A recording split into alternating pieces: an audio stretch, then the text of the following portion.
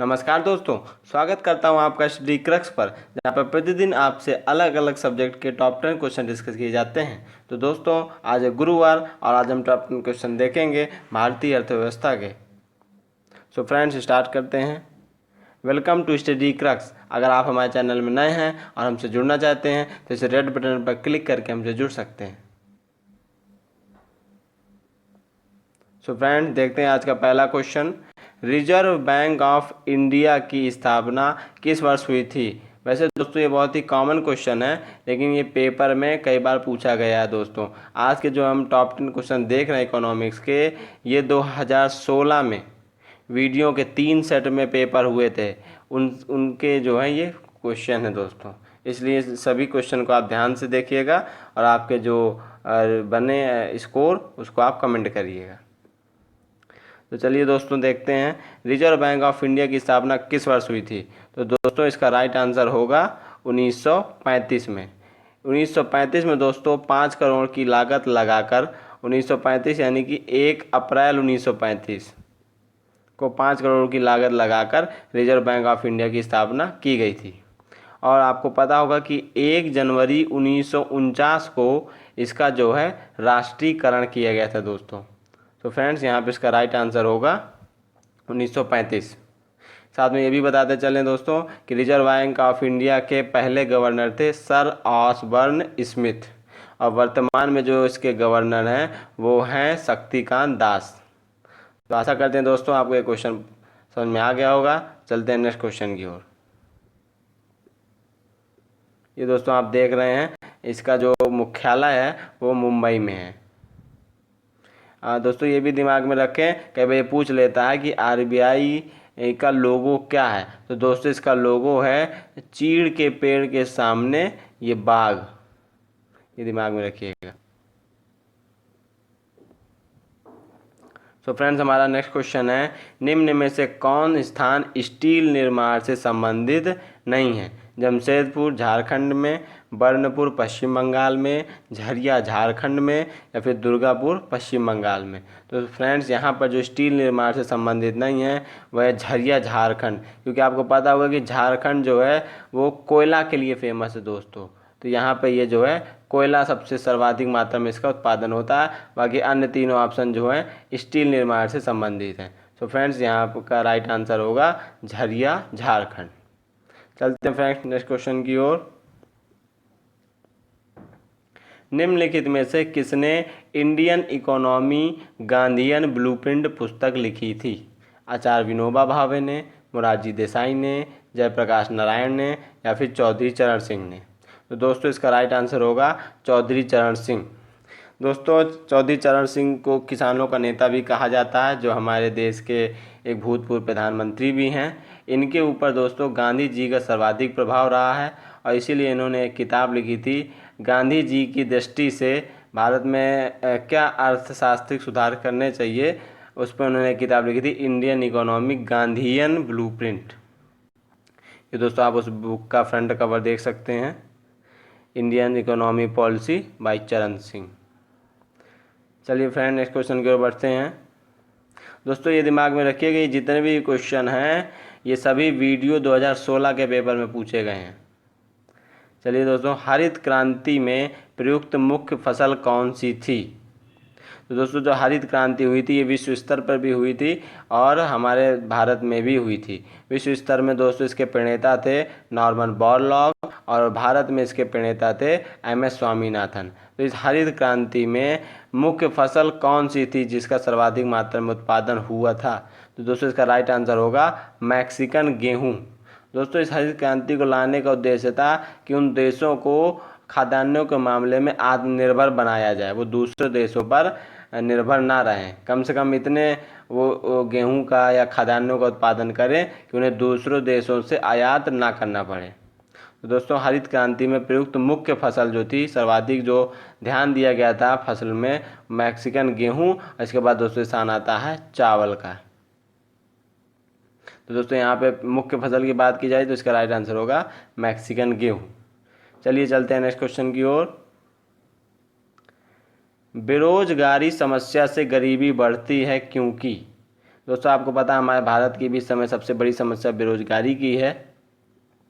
तो ये कह रहा है बेरोजगारी समस्या से गरीबी बढ़ती है, पावर्टी जो है इंक्रीज होती है, क्योंकि गरीबी रेखा से नीचे रहने वालों की संख्या बढ़ती है, जनसंख्या तेज़ी से बढ़ती है, मुद्रास्फीति की दर बढ़ती है या फिर ब्याज दर बढ़ती है। तो दोस्तों कह रहा बेरोजगारी समस्या है अगर, तो गरीबी बढ़ रही है क्यों?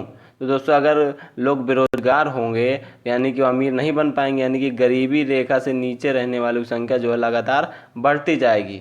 इसीलिए कहते हैं कि बेरोजगारी को जो है इनको जो है साल दर साल कम करना चाहिए। लेकिन अगर ये साल दर साल कम नहीं होगी, बढ़ती जाएगी बेरोजगारी, तो गरीबी रेखा से नीचे रहने वाले लोगों की संख्या भी बढ़ती जाएगी। तो इसीलिए यही कारण है कि जब गरीबों की संख्या बढ़ेगी तो गरीबी भी बढ़ेगी। इसलिए इसका यहाँ पे राइट आंसर होगा 5th का ए, यानी कि गरीबी रेखा से नीचे रहने वालों की संख्या बढ़ती रहती है बेरोजगारी के कारण। चलिए फ्रेंड्स चलते हैं नेक्स्ट क्वेश्चन की ओर। केंद्रीय शुष्क अनुसंधान संस्थान स्थित है। दोस्तों यहाँ पे संस्था हो या संस्थान एक ही बात है। केंद्रीय शुष्क क्षेत्र अनुसंधान संस्थान स्थित है कहाँ पर? हैदराबाद में, जोधपुर पर, अहमदाबाद में या फिर बंगलौर में? तो दोस्तों इसका राइट आंसर होगा जोधपुर में, जोधपुर राजस्थान। दोस्तों आपको पता होगा कि हमारे जो भारत देश की जितनी भी भूमि है उसमें 12% जो है वो शुष्क है, यानी कि यहाँ पर जो है आपका जो भी खाद्यान्न उगाते हैं तो उनको उगाने में बड़ी समस्या आती है। यहाँ के पेड़ पौधों में जो उगते हैं तो बड़े ही वो कमज़ोर होते हैं। तो इस समस्या को सुलझाने के लिए इसकी जो स्थापना की गई थी दोस्तों, इसका जो मुख्यालय है वो जोधपुर में। ये आप नीचे लोगो देख सकते हैं, केंद्रीय शुष्क क्षेत्र अनुसंधान संस्थान, जो कि आपका कहाँ है दोस्तों? जोधपुर में। दोस्तों ये पेपर में आया वीडियो 2016 में, ये दिमाग में रखिएगा।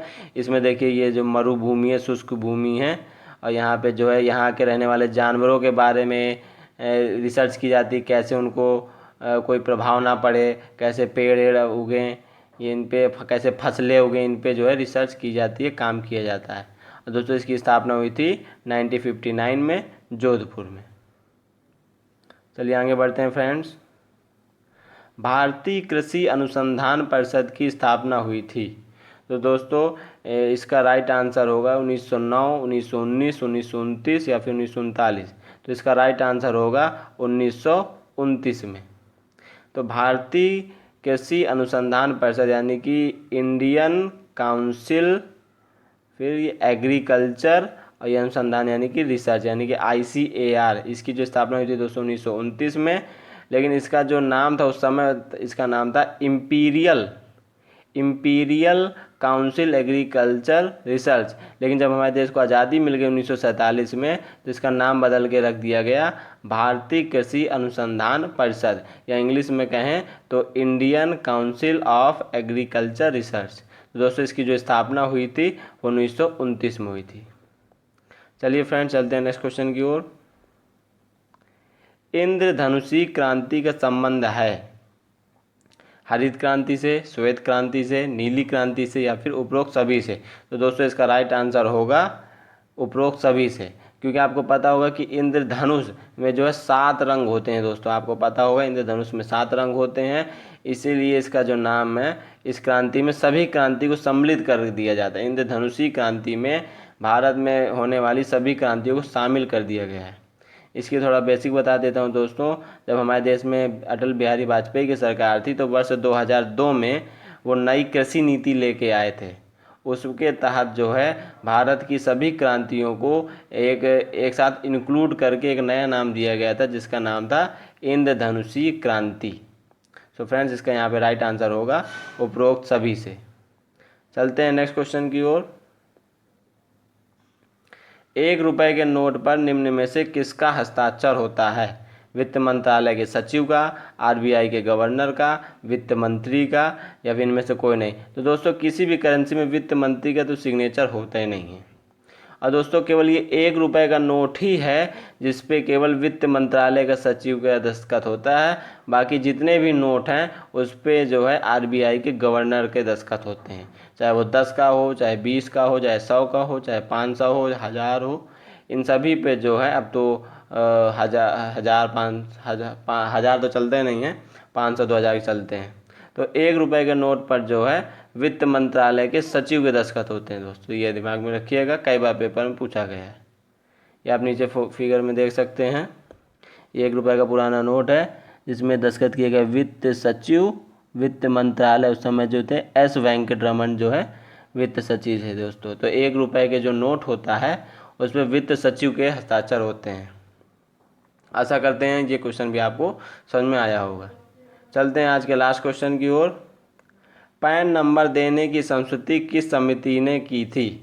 ठक्कर आयोग, महावीर त्यागी समिति, स्वर्ण सिंह समिति या फिर इनमें से कोई नहीं। दोस्तों आपको पता होगा कि बैंक से अधिक धनराशि निकालने के लिए आपको वहाँ पर पैन नंबर लिंक कराना पड़ता है। तो दोस्तों इसकी जो है किस समिति ने सिफारिश की थी, संस्तुति की थी? इसका राइट आंसर होगा महावीर त्यागी समिति, जिसका गठन दोस्तों 1968 में हुआ था। तो फ्रेंड्स इसका राइट आंसर हो जाएगा महावीर त्यागी समिति। बात करें ठक्कर आयोग की, तो ये इंदिरा गांधी की जो हत्या हुई थी उसकी जांच करने के लिए एक आयोग गठित किया गया था, उसका नाम था ठक्कर आयोग। और जो स्वर्ण सिंह समिति है तो इन्होंने जो है भारतीय संविधान में मूल कर्तव्यों को जोड़ने के लिए सिफारिश की थी। और यहाँ पे जो हमारा क्वेश्चन था पैन नंबर देने की संस्तुति की समिति ने की थी, तो इसका राइट आंसर होगा महावीर त्यागी समिति। तो फ्रेंड्स आज का सेशन कंप्लीट हुआ। अगर आपको ये वीडियो हेल्पफुल लगी हो तो आप इसको लाइक, कमेंट और शेयर करना ना भूलें। अगर आप इसी तरह की वीडियो चाहते हैं तो सब्सक्राइब करना ना भूलें।